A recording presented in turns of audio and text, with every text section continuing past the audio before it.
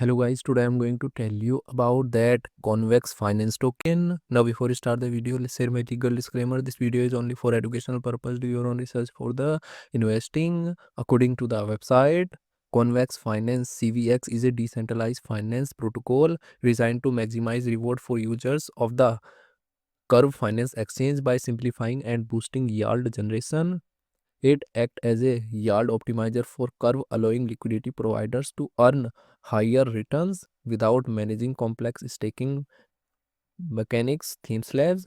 The protocol issues its own governance token CVX, which lets holders share in platform fees and vote on key decisions.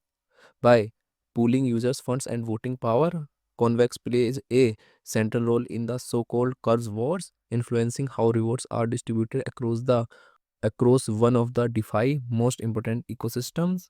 Convex Finance token total supplies 99.95 million and circulating supplies around 99.62 million CVX token.